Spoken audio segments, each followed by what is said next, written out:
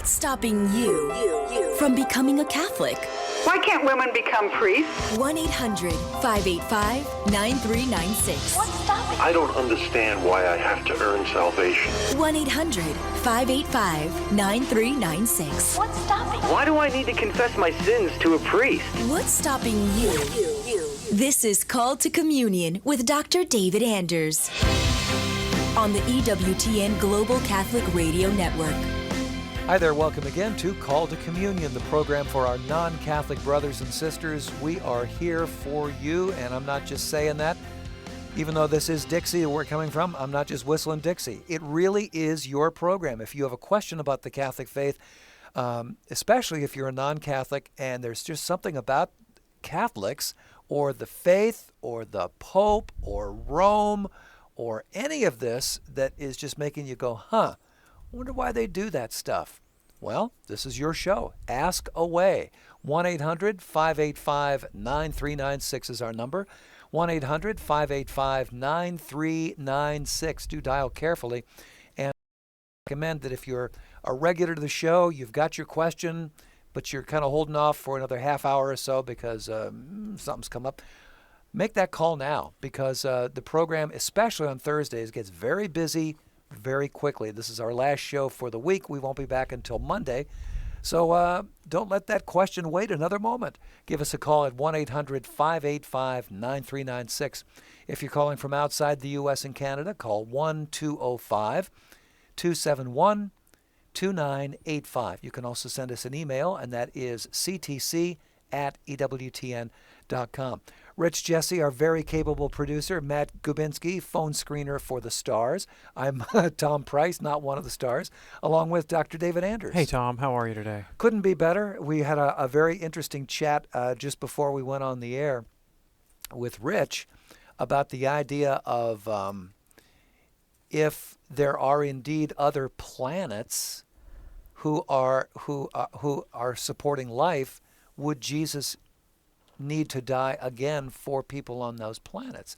And then you mentioned that C.S. Lewis wrote a very interesting book. One of my favorite Christian novelists, C.S. Lewis, wrote a whole science fiction trilogy based on the idea that there were rational creatures that God had created on other planets who were not fallen. And anyway, that's just pure speculation, so it's of no theological significance whatsoever at all. But how interesting. So if somebody wanted to check that book out, what would the name? Oh yeah, the first in the series is Out of the Silent Planet. Out of the Silent Planet. Followed up by Perelandra and That Hideous Strength, which is one of my favorite novels of all time. That Hideous Strength. If you've ever read Lewis's nonfiction book, The Abolition of Man, which it's a tremendous book. In The Abolition of Man, Lewis critiques certain philosophical tendencies in early 20th century Europe. Mm-hmm. And then in That Hideous Strength, he basically fictionalizes the world in which those philosophical tenets have taken hold. And it's a very dark and nihilistic world that requires a kind of a direct inbreaking of divine light and grace in order to overcome the evil. And of course, he's writing, right after the war and has seen the horrors of totalitarianism in the 20th century. So that's what's in the back of his mind. Fascinating. Anyway, let's get to the phones here. Without further ado, we're going to go to Mike in Louisiana, listening to us there. Hey, Mike, what's on your mind today? Good afternoon, Joe. Thanks Howdy. for taking this call. Sure. Hi.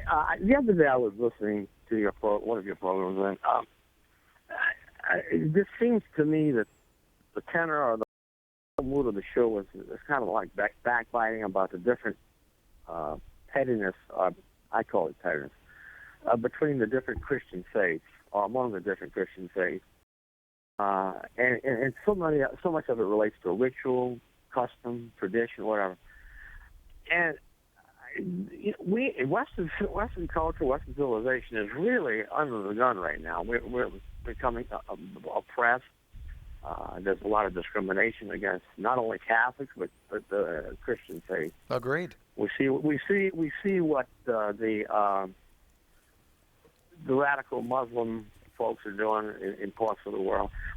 So my question becomes: why isn't there a greater effort to try to reunite the church? And I know the Catholic Church, people will fight me tooth and nail, but the Catholic Church was the original church. Peter founded it. Yes. But then there are some people like I come from an Italian background. There are probably some people way back when that probably they wouldn't accept the fact that all the original Christians, Catholics, were Jewish, and they founded the church. So we're just an offshoot of the Jewish faith, is the way I look at it. So why isn't there a greater emphasis or effort to try to bring the fold back together? And I think there's, in unity there is strength. Right, yeah. Without interrupting. Well, I appreciate it, Mike, a lot. Well, from where I'm sitting, I think the Catholic Church exhibits an enormous amount of effort to bring about the reunion of all Christians. Oh, yeah. I mean, that is, in fact, the aim of this show, is to ask questions about what are the barriers to communion among Christians, and how can we overcome those? That's why the show is named Called to Communion. And, of course, this has been the heart of the Holy Father, of the popes, since basically since the Great Schism in the 11th century, and even more so since the Reformation in the 16th. And in the 20th century, all the popes have made tremendous efforts towards the reunion of all Christians. The Second Vatican Council published a document specifically on the question of the reunion of all Christians. It's called Unitatis Redintegratio, which begins with the affirmation that restoring unity among all Christians is among one of the highest goals of the Council in the Catholic faith. John Paul II was a tremendous ecumenist who reached out not only to Protestant groups but even to non-Christian religions, seeking those points of commonality where we could work together for the common good as much as we had in common, and learn how to deal with the irreconcilable differences in the most reasonable way possible. So I really do think the Catholic Church makes a tremendous effort to overcome those barriers. I also think it's important to recognize, though, that the Church is committed to truth, the nature of the human person, the nature of the common good, the relationship between faith and reason, issues that are important not just for Catholics but for all people. And that unity among Christians or among anybody should not involve surrendering fundamental notions of human dignity. And so it's a very easy thing to arrive at unity by agreeing to disagree about the fundamental meaning of human life and the nature of morality. So there are Christian denominations out there, for instance, that don't take a strong hand against the slaughter of infants that we call abortion. Or they don't take a strong hand defending the rights of children to their parents in traditional or heterosexual marriage, lifelong indissoluble union of a man and a woman as designed by God, desired by God. They don't take a strong hand with these kinds of things. And so if our unity with those groups requires us to surrender the dignity of the human person, the dignity of human marriage, the dignity of human sexuality, then that's not a union we need to pursue, because that's a union that takes us down the road into nihilism and meaninglessness and immorality and ultimately into tyranny, the tyranny of sin over our own lives and of tyrants over society. So our unity has to be based in truth. One of the principles of unity that we pursue is the idea that there's a hierarchy of truth. So we focus most on the most important issues, and then there are of issues that flow from those, and we hit them in turn as we start with the most important and work down, to those areas of the faith that are more tangential and less essential, but they're all important. Sure. Mike, thank you so much for your call.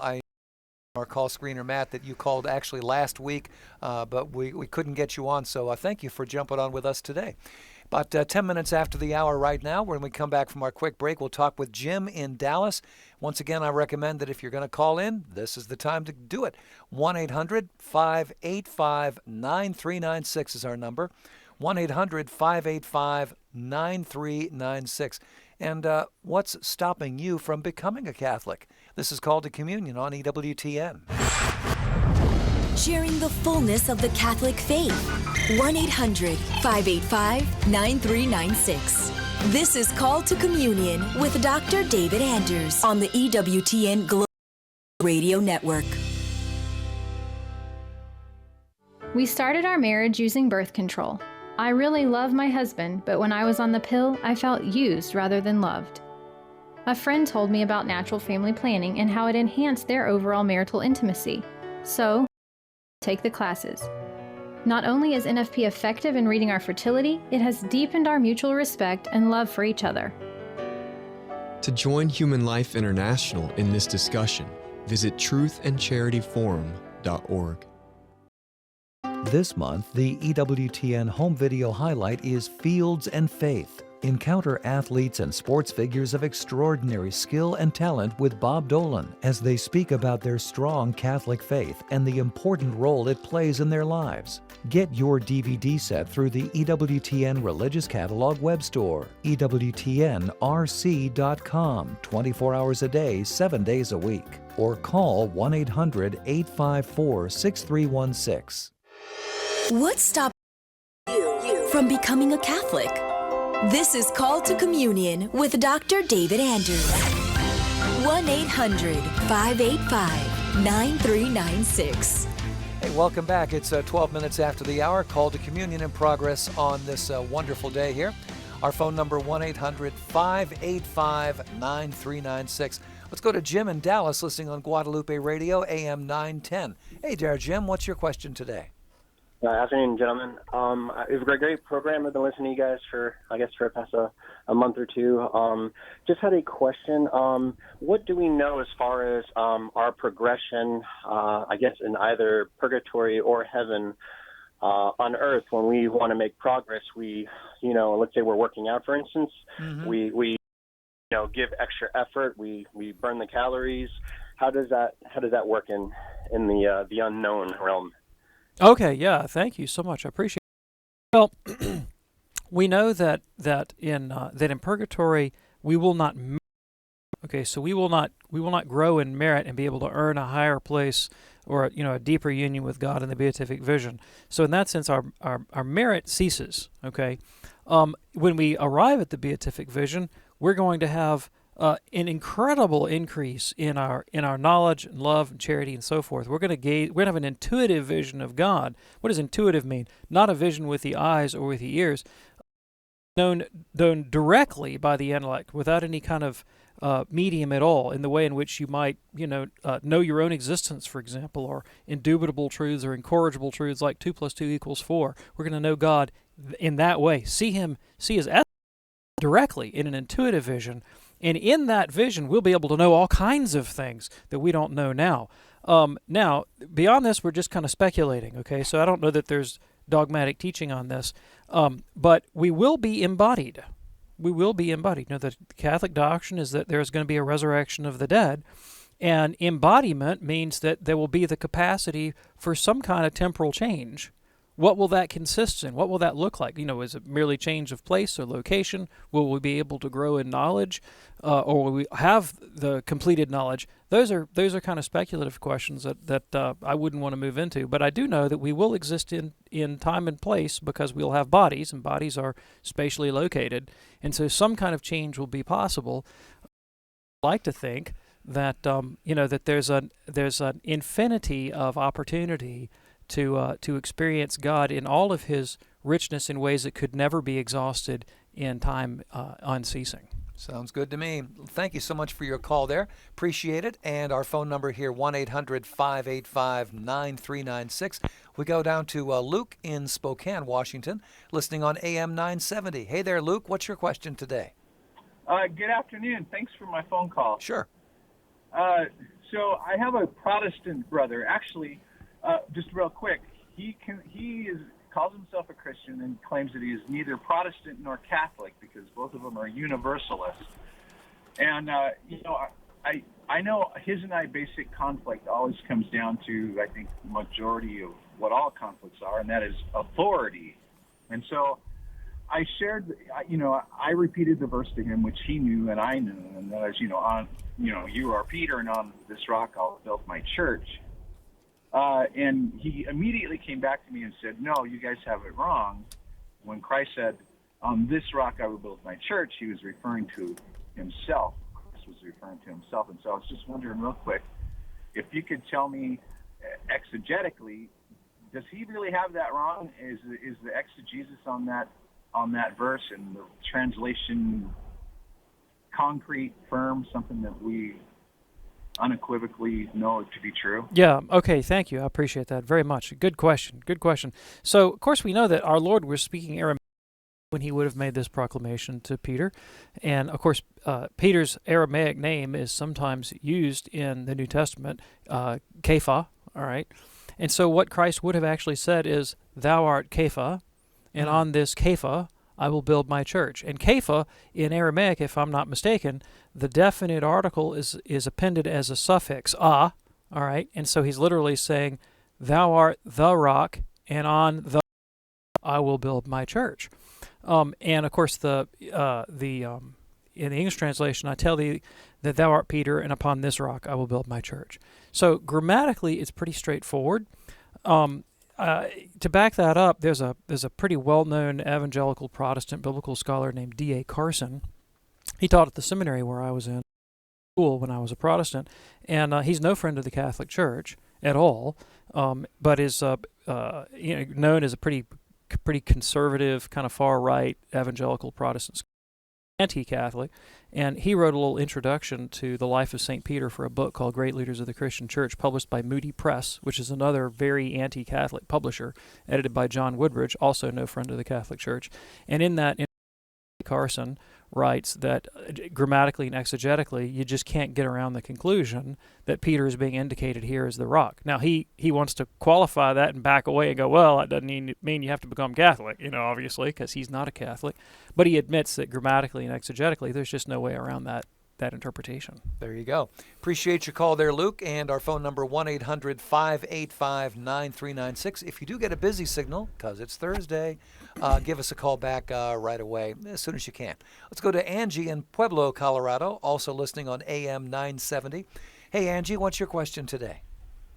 I wanted to know why, since the health care thing has passed, the Catholic Church has really jumped on it, and since this president, before, when people were paying for health care, their own health care, that had these services like birth control and things like that, nothing was ever said. And I even heard in one time and asked in a show, EWTN, should I cancel my insurance? And they said, oh no, don't let go of your insurance. Let's see what happens. So it's confusing to me that it seemed like they should have been that way from the start and told people, if your insurances pay for these things, cancel your insurances. Don't get them. But that's my confusion. Okay, sure. So the political issue that has got people up in arms since the national health care policy has come through is not the question simply of whether or not you're doing business with an insurance company that pays for procedures that you object to. It's rather whether you as an employer, and in particular a religious employer like EWTN, is compelled by the government to buy insurance for its employees that covers deeply immoral practices like the slaughter of infants. Yeah, and I can tell you that our insurance that we have here at the network, which doesn't pay for the slaughter of infants. Does not at right, all. Exactly. And that's being contested, right? It so is. EWTN is in a lawsuit right now about that. It is. And so that's really the point at issue. Now, in terms of its opposition to abortion and its promotion of pro-life policies, of course, the U.S. Conference of Catholic Bishops has been solidly pro-life since the get-go. And in fact, the Catholic Church has been opposed to abortion ever since its inception. We read condemnations of abortion in the earliest literature of the Catholic Church, in the Didache, for instance, from the late 1st century. Sure. And has been the unbroken teaching tradition of the Church for 2,000 years. So there you go, Angie. Appreciate your call. 20 minutes after the hour. This is Called to Communion on EWTN. The line open for you at 1-800-585-9396. 1-800-585-9396 if you have a question about the Catholic faith. Let's go to Jeannie in Sacramento, listening on the iHeartRadio app. Hey there, Jeannie. What's your question today? Hi. Thank you so much for taking my call. Sure. I really enjoy the education that I'm getting from you. Thank you. I recently went through Catholics Come Home last year. Oh, yes. That doesn't explain everything that my mind wants to wrap around. No, okay. So listening to you is great. What I wanted to ask you is about patron saints. Sometimes when I'm praying, I'm thinking, who am I supposed to be praying to on behalf of this or that, and who patron saints are, and how they belong in my prayerful life. Okay, sure. What a great question. So, of course, there's nothing stopping you from seeking the intercession of any saint on behalf of any issue. And, of course, you can always go to our Blessed Mother for anything at all right? And that's a very appropriate and right and just thing to do. However, when we invoke a saint, we also are calling to mind their own most admirable qualities. And saints are different from one another because they're human beings. They have different personalities and different interests. And so it's very useful, I think, as we invoke our saints, we pray to them, to think about the things in which they excelled, the characteristics they had, and you can develop a kind of an affection for a saint in your life because of a similarity, common interest. I'll give you a couple examples. If you know St. John Bosco was a great athlete. He was an acrobat. He used to evangelize by doing backflips and handstands and tightrope walking and things like that. And he'd gather a crowd and then catechize the people. Well, I have a kid who's just like that. Yes, you do. He's just like, he's always going to be walking on his hands or upside down or on the wall or whatever. Well, guess who we invoke every day on his behalf? St. John Bosco. Sure. Right? I have another kid who is kind of a deeply introspective, chess-playing, sort of abstractive thinking kind of character. Well, guess who the patron saint of chess players is? It's St. Teresa of Avila. So she comes in, for invocation for this particular child. And it's just a useful spiritual practice. It's encouraging. My interests are in theology and dogmatics and apologetics, and so I invoke St. Thomas and St. Augustine, who are personal favorites of mine. So, there's also, it's quite possible that some of these saints are attached to certain kinds of prayers and petitions because they were known to be deeply interested in those questions when they were alive.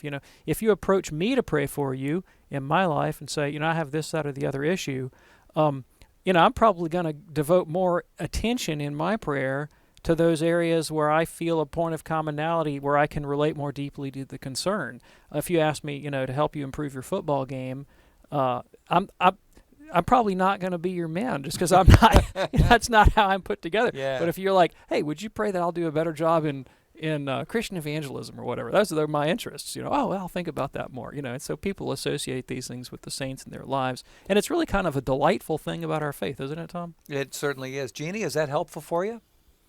It is, and I like the idea about, attaching to somebody, affectionately. And if I'm praying for somebody else, as you mentioned, say somebody who's looking for a job, yeah, and they're not necessarily prayerful about themselves, what is my prayer to a particular job-helping saint going to do for them? Or is it more for my comfort? Oh, sure. Yeah, well, okay, so, no prayer is ever wasted. All right, no prayer is ever wasted, and you can pray to anybody, any saint, for any concern, is God more likely to listen to the prayer of a patron saint of this, that, or the other thing? Those aren't even questions that I would bother with. I mean, the Lord knows what we need before we ask Him. That's the teaching of sacred Scripture. He desires our good above all things. I do think that if you're seeking the intercession of a particular saint or a patron saint on behalf of a person, then you're asking that particular saint to establish a kind of relationship with that person. And that's very powerful too, can be powerful in ways that totally escape our intelligence. And if I might, I'll share one other story with you. My chess playing son had a difficult moment in his life when he was about a junior high kid. And a lot of the kind of things that a lot of kids go through when they're entering into adolescence. And he was at a school run by Dominican nuns, and they caught on that on his behalf they started a chess club really to give him something to excel at. Really? And unbeknownst to us, the sister who began the chess club had a friend who was the mother superior of a Carmelite convent in the Northwest. Well, the Carmelites, of course, are devotees of St. Teresa of Avila. And she asked this Carmelite to begin praying for my son. And so kind of behind the scenes spiritually, as it were, there was this whole kind of transaction going on with all these sort of Carmelite religious people. Wow. and their patron, St. Teresa of Avila, who happens to be the patroness of chess players. And lo and behold, everything turned out great for my son. And it encouraged, even though they were the ones doing the praying, it encouraged him in his life in a special kind of devotion to St. Teresa. So there was a relationship with a saint that was born in his life because of somebody else's prayers and devotions. And that's my prayer also. I want my athlete to love St. John Bosco. I want my, delightful daughter to love Teresa. Sure. And so on. Beautiful. Hey, Jeannie, thank you so much for your call. That was a delight. We're going to go in just a moment here to David in Fort Worth, Texas, Evan in Minnesota, Steve in Melbourne, Florida, and look at that, one line open right now at 1-800-585-9396. Call to Communion in progress here on EWTN. You don't have to be Catholic to listen to Catholic radio. I'm one of many Protestant ministers who have been affected by the teaching of the Church, and I have studied and read the Catechism and gone to Mass and prayed the Rosary, gone for the Blessed Sacrament, and have come to the point where in my heart I believe fully in the Catholic Church. Listen and learn daily on the EWTN Global Catholic Radio Network. Aloha, this is Bear Wozniak with Deep Adventure Radio with a warning. Do not tune into our show unless you're ready to step out of your comfort zone and into the danger zone of the adventure of God's will for your life. Saturdays, 6 p.m. Eastern, 3 p.m. Pacific on your EWTN Global Catholic Radio Network. This is Called to Communion with Dr. David Anders on the EWTN Global Catholic Radio Network. 1-800-585-9396. From EWTN News Nightly in Washington, D.C., I'm Brian Patrick with your EWTN Newsline. The Pope's popularity appears to be dimming in the U.S., especially among political conservatives. A new Gallup survey shows 59% of Americans think favorably of Pope Francis. That's down considerably from a poll taken last year. The Senate Foreign Relations Committee hears from Secretary of State John Kerry and 2 other members of the president's cabinet. They're fielding tough questions about the nuclear deal with Iran. U.S. Defense Secretary Ash Carter makes an unannounced visit to Iraq today. He's observing coalition support for the Iraqi army's attempt to recapture the key city of Ramadi from the Islamic State. And President Obama will be greeted in Africa with billboards, T-shirts, and large crowds. Tomorrow he visits Kenya, where his father was born, for a summit on entrepreneurship. It's then on to Ethiopia to address leaders at the African Union headquarters. I'm Brian Patrick with your EWTN Newslink. Join us tonight for EWTN News Nightly. What's stopping you from becoming a... This is Called to Communion with Dr. David Anders. 1-800-585-9396. 29 after the hour. There's a hot show tonight. It's called The World Over with Raymond Arroyo. This week welcomes George Pataki as the former governor of New York, a candidate for president. You may have heard about that, him throwing his hat into the ring. There are quite a few Republican hats in that ring these days. Also, Cheng, he is a Chinese dissident attorney and author. That'll be fascinating. And also Ryan Anderson. He is the senior research fellow at the Heritage Foundation and also an author. So it's a very power-packed show tonight, 8 p.m. Eastern on EWTN television. The World Over with Raymond Arroyo, always a great show. Let's go now to David in Fort Worth, listening on Sirius XM 130. Hey there, David, what's your question today? Good afternoon, and I'd like to say that I try to be a loyal Catholic. Okay. I haven't quite read through the whole catechism yet, but I've gotten to the part where it said that children are the crowning glory of the church. And I still wonder to myself, why should I be having children if there's a possibility that any of them or my descendants could choose to go to hell? It seems that it would be better not to have kids than to be over. Yeah, what an interesting question. I really appreciate that, David. So, here's something you might think about. The Second Vatican Council, in its pastoral constitution on the church in the modern world, called Gaudium et Spes, wrote the following: "For since Christ died for all men, and since the ultimate vocation of man is in fact and divine, we ought to believe that the Holy Spirit, in a manner known only to God, offers to every man the ability of being associated with this paschal mystery." That's one of the most beautiful passages in all. And if you unpack it a little bit and think about the teaching, Christ died for all people because God desires for all men to come to the knowledge of the truth and to be saved. And man's vocation is one, namely, we're all created to have intimacy with God. That's our natural, well, I shouldn't say our, but that's the end for which God made us. He made us to enter into an eternal relationship with Him of love and joy and peace forever. All right? And so everything about our being and everything about the whole scheme of redemption is designed by God to bring about that result. All right? And he loves our children more than we do, desires our salvation more than we do. And so you could apply the same question to us. Like, why would it even be good for God to make us if the possibility, the radical possibility of our rejecting grace remains? All right? And the answer is that God, this is, we have to conclude, God desired the salvation. God desired a relationship with rational free creatures who chose Him because they wanted to. You know, I don't want to marry someone by compulsion. I want to marry my wife because she chooses me too. You know, and I'm going to do everything in my power to woo her if I'm dating her, you know, if I'm courting her. Fortunately, it worked. You know, it took. We got married, I'm glad. Years actually coming up on this weekend. Awesome. My anniversary. Yeah. Fantastic. And be far less satisfying. Far less if she didn't freely choose me. You know, granted, I'm doing everything in my power to win her, and then she freely accepts, and we give ourselves to one another in this great gift of self-donation. Well, that's an analogy for between Christ and the church, between God and the faithful. C.S. Lewis, the Protestant apologist, once said, and I think this is an accurate sentiment, it captures it. He says, in the end, there are only going to be two kinds of people in the world. Those who say to God, thy will be done, and those to whom God says, thy will be done. Wow. You know, that we only find volunteers in hell. No one is going to be tricked into going there. No one's going to be tricked into going hell. When I was a professor an instructor at the University of Iowa, I was told I had to use a grading scale, and we had to give a certain percentage of Fs every semester. And really? had to. You know, it was small, like 5% of our students we had to fail. And I remember saying, that seems very unfair. You know, what if nobody deserves an F? And they said, oh, don't worry, there are always volunteers. Oh boy. And you know, that's a bad analogy, but you know, no one goes to hell who hadn't volunteered to get there. There. Wow, fascinating. Thank you so much for your question there, David. Checking in Fort Worth. Let's go now to Steve in Melbourne, Florida, listening to us on AM 920. Hey, Steve, what's your question today? Hi, thank you for taking my call. Sure.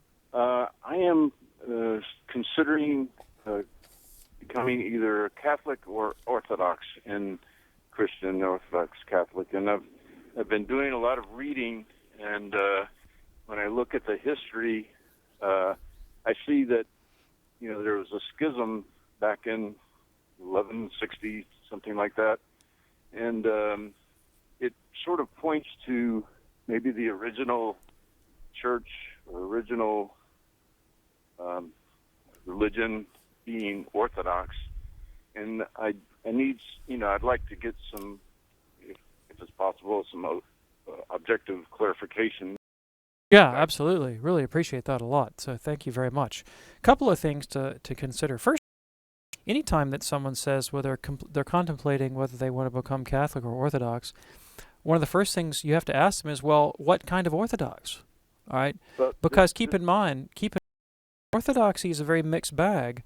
And I'm not just talking about Russian and Greek and Lithuanian and Serbian. I'm not talking about the different families of Byzantine Orthodoxy. I'm talking about whole different theological, liturgical communities that have diametrically opposed theologies that are irreconcilable, all right, that all claim to be the church founded by Christ and which essentially reject one another. All right, so you have the Byzantine churches, for instance, that accept the authority of the Council of Chalcedon, all right. They hold themselves out to be the Orthodox Church, the church founded by Christ. It's in continuity with the apostles. But then on the other hand, you have the Alexandrian Church, the Coptic Church, the non-Chalcedonian, the Monophysite or Miaphysite churches, Egypt and Ethiopia and in parts of the Middle East that reject the Council of Chalcedon, also claim to be the church founded by Christ in continuity with the apostles, and reject the Council of Chalcedon. And then over in Assyria, you have the Assyrian Church of the East, or the Nestorians, that reject the Council of Ephesus, and they authentic bearer of apostolic tradition. Now, how do you adjudicate those claims? How do you adjudicate those claims? There is no principled way to decide between them except to set your own criteria up, make yourself the arbiter of truth, and say, well, I agree with these arguments and not those. In other words, you have to adopt almost a Protestant attitude towards the content of tradition.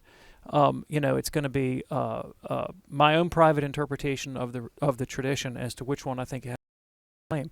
But there's no principled way to decide between those families of orthodoxy, because each one proposes different criteria for identifying what the church is that's founded by Christ. One says antiquity, one says the councils. Well, how do you know which are the true councils? They say, well, the church accepts the true councils. How do you know which is the right church? Well, they're the ones that accept the right councils. It's a self-refuting circular argument. So you can't even decide between families of orthodoxy unless you have an external authority, named Rome, to adjudicate those claims. So that's your first problem you deal with when you're approaching orthodoxy. The second one is the historical problem, all right? the historical problem. The Bishop of Rome has always had the primacy among all the patriarchates, going back to time immemorial. When you ask the question, why has Rome primacy?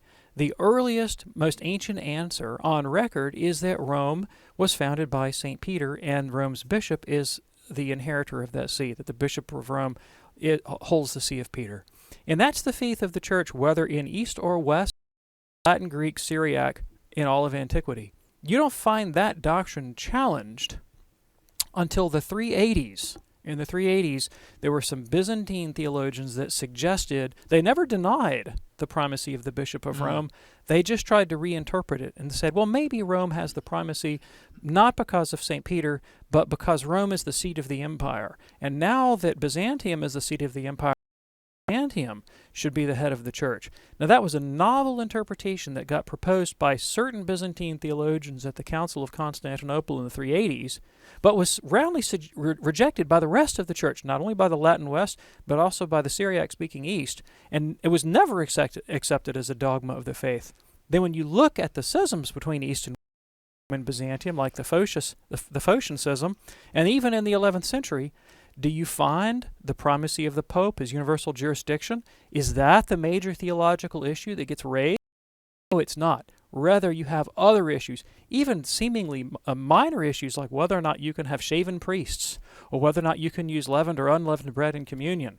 And then, of course, the filioque gets trotted out. Sure. And it's as if the East is sort of fishing for theological justification. Now, of course, Byzantine theologians settle on the question of universal jurisdiction, but that was never raised as a reason for schism in the first 1,000 years of the Church. You've always had the primacy of the Bishop of Rome, always based on his being the successor to St. Peter. That doctrine has never been disputed until after the schism took hold for political reasons. Steve, we hope that is helpful for you. We're coming up on a break here at 39 after the hour. When we come back, we'll talk with Maureen in Central South Carolina. Also, Evan has been very patient with us. And Jeff in Aurora, Illinois. We've got a line open for you at 1-800-585-9396. Whoop, there it goes. It's called to Communion here on EWTN. Sharing the full 1-800-585-9396. This is Call to Communion with Dr. David Anders on the EWTN Global Catholic Radio Network. Hi, this is John. I know a kid's voice really sticks out on the radio, but it's okay to stand out. As Catholics, we shouldn't be afraid to stand out. We ought to do what's right, even if it makes us a little different from other people. Knowing what's right can sometimes be difficult, but by going to Mass each week, listening to the homilies, reading the Bible, Catholic radio, it can be easier to stay on track. Thanks for listening, and please tell your family and friends about this station. EWTN Radio is drawing people of all races, nations, and walks of life to the life of Christ. My father has a physical disability. Because of that, he cannot always make it to the Mass. Thanks to EWTN's airing the daily Mass, he's right there following along. With satellite radio, I can listen to any show on EWTN's Catholic programming. EWTN, truly the global Catholic radio network. What's stopping you from becoming a Catholic? This is Call to Communion with Dr. David Anders. 800-585-9396. Are you a Facebook follower? Remember to like EWTN Radio on Facebook. We are there, and we would love to have you there with us. Go to facebook.com/EWTN Radio Network. Just type that in your search, EWTN Radio Network, and there we will be. Here is Evan in Minnesota. Hey, Evan, what's your question today? Evan in Minnesota? Oh, okay. I don't really have a question. Okay. Just more of a statement. I've been debating Catholics for quite some time, and I don't know. I actually considered becoming a Catholic myself, but the more I dig into things, and I have a tendency of I've had a tendency of backing off because just with the history of the Catholic Church, and also regarding interpretation, like Augustine, he had an allegorical interpretation of some texts and literal in some others, and it's just kind of interesting. Just a struggle. What is your biggest? So your issue, you had some issues about patristic interpretation, and it seemed to you that perhaps St. Augustine was being arbitrary in the way he read the Old Testament? Well, if he can pick and choose which he takes allegorically, because he used to be premillennial in thought regarding the millennium and Revelation, and then they switched to amillennialism, and if a person who was a leader in the church could switch positions willy-nilly like that, why should we follow the Catholic Church? Okay, that's a good question. Yeah, I appreciate that. Yeah, let me speak to that if I could, and I appreciate the thought a lot. Okay, so St. Augustine is a special favorite of mine. He's one of the reasons that I became Catholic, in point of fact. It's true, you do find development in St. Augustine's thought. And, when Augustine was converted in about 386, one of the things that drew him to the faith, of course, was St. Ambrose's allegorical interpretation of the Old Testament and the ease with which Augustine could accommodate that to his philosophical commitments. And, of course, he was attracted to the Church's moral teaching, to the emphasis on love and human freedom, and as well as, of course, to the name of Christ. He was deeply attracted to the person of Jesus and to the doctrine of the death and resurrection of our Lord. He looked forward to receiving the sacraments of the Catholic Church and receiving the strength in order to resist the concupiscence that plucked at his own flesh so strongly. And he had a powerful conversion about 386. But his understanding of the depths of the faith was not as developed as it would ultimately become, and he dove into the study of Scripture, as well as into the study of Catholic tradition, and began the practical work of ministry as a priest and then later as a bishop. And we are the beneficiaries of that, because over the course of his career, of course, he documented, read and studied, and all the things that he learned and the controversies that he had to get involved in. And so his own articulation of the faith grew as a result of those controversies. And the polemical literature that he left behind is really one of the great treasures in Catholic and Christian intellectual history. But the fact of the intellectual development of a single Christian thinker is of no bearing at all on the question of the infallibility of the Church, because the Church's infallibility is not lodged in the intellect of a single man or a single theologian, but common teaching of the faith across the Catholic world throughout history, and in the dogmatic teaching of the sacred magisterium of the Church, such as in the church councils like the Council of Nicaea, for instance. And of course, Augustine never challenged the teaching of the Church. Rather, he accepted it wholeheartedly and then worked those dogmatic teachings into his own theological development.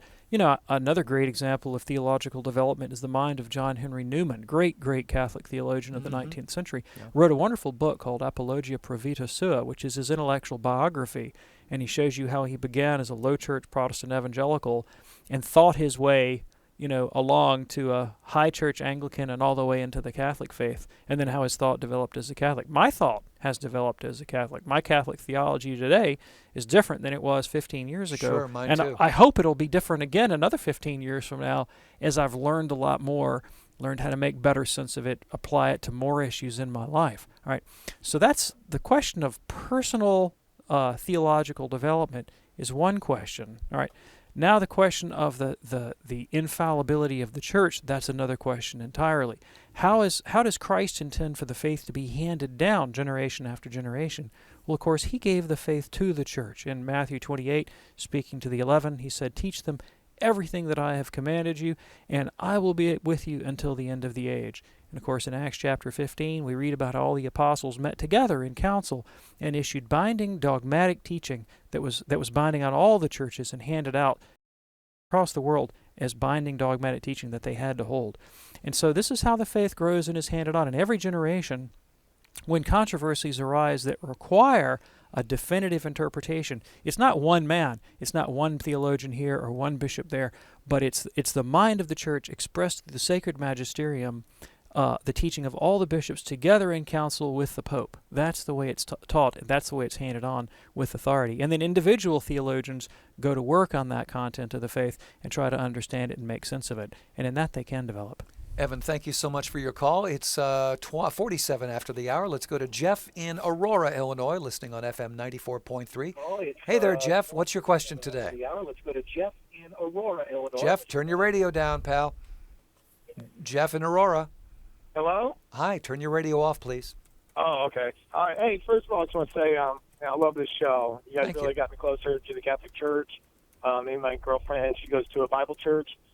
And so every time I go, it seems like it more and more out. You know, I see a lot of faults in their theology and stuff. But now, the question I have for you is, we went to church on Sunday at their church, and he made us repeat that the Eucharist, communion, is a symbol. He made us say it's a symbol and it's a metaphor for, and it's not the real presence of Christ. So, you know, this week I've been reading a lot about our early church fathers, like Ignatius, what is it? Antioch? Ignatius of Antioch, yes. And Justin Martyr and Augustine and all that stuff. And he clearly said, they clearly say it's not a symbol. So my question is, where do they pull this information from? And how do they, get that if none of our early church fathers were believing this? I mean, were there early church fathers who did support that, and they're choosing that? Because my girl that there were early fathers who believed in that, and I just can't find any. I was wondering if you guys knew of any, and if thank you. Okay, I really appreciate that. So the Protestant doctrine that the Eucharist is really a symbol. This is not a patristic doctrine, and this is not a biblical doctrine. The first Protestant theologian to propose the merely symbolic understanding of the Eucharist was Ulrich Zwingli, and his concerns were not primarily exegetical, and they certainly weren't historical. They were philosophical. He didn't believe that the divine and the human could come together that way. And he would not be an early church father. And he's not an early church father. He's 1520s, okay, is when he's writing. Of course, the church teaches that the Eucharist is a symbol. It is a sign. It's just not merely a symbol. It's a symbol that actually communicates the thing symbolized. All right? And so you can read texts from Catholic theologians that will talk about the symbolic quality of the Eucharist, but not in abstraction from the real presence of Christ attached thereto. Sure. All right. My favorite work on this, a modern Catholic theologian named Abbot Vonier, Vonier. He wrote a book called The Key to the Doctrine of the Eucharist, and you'll never find a more realist understanding of the Eucharist and the real presence of Christ, but the whole book is an explication of its symbolic aspect. All right, that it's there, it nourishes us spiritually and physically through the corporal presence of Christ, but it also nourishes our intellects and our imaginations through our appropriation of the symbolic aspect as well. And so you can isolated passages that'll talk about those symbols as symbols, but understanding that the Fathers and the Scriptures also ascribe the deeply realistic presence of Christ therein.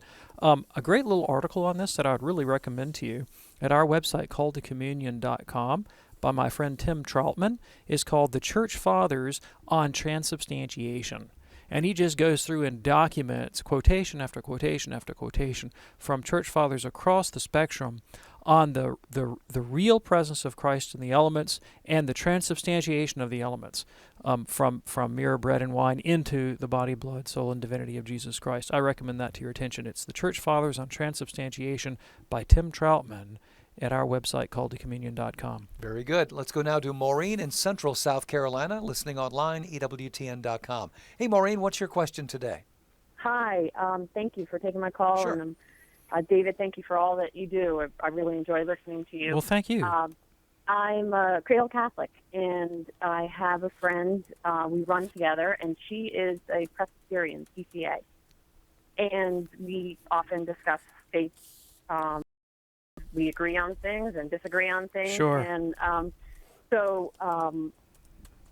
one thing recently, I had sent her a homily that my pastor made recently, and she listened, and it was great. And after she said, I agree with a lot of what he said, where he man, woman, and child has been chosen by God.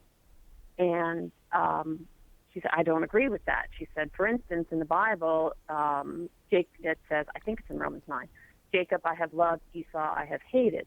So I was trying, so I said, well, I have a David Anders, Call to Communion. I, look him up, and I said, maybe I'll give him a call and ask him this question. I said, so the question would be, so basically I think what she's saying is Esau was not given sanctifying grace, enough sanctifying grace to, I don't really understand exactly what. I understand the objection to be Presbyterian. Right, so, and that's I've looked at your website, and I know you have the background. So I came out of that tradition, and I know the teaching. So the Presbyterian position is that God created individuals intentionally for the purpose of damning them to hell, that they were literally predestined to hell. Now that's not the Catholic faith, right? God does not create anybody for the purpose of damning them to hell. He creates everybody ordained ultimately to salvation. That's the reason that they exist, is so that they might choose God and live forever with Him. However, the Catholic Church does have a doctrine of predestination. The word predestination, of course, occurs throughout sacred Scripture, right? And there are what that means is that God will give the grace sufficient and adequate and efficacious for salvation to those whom He knows will be saved. All right? And that efficacious grace is not given to everyone. That's the Catholic teaching. Now, what the Catholic Church leaves undefined, and so there's room for disagreement and argument, is on what basis does God give that efficacious grace to one and not to another? All right? One position is that He simply gives grace to those whom He knows will use it wisely, will respond. All right, and so there's a reason lodged in the human will. Another position is that God does so for His own inscrutable reasons.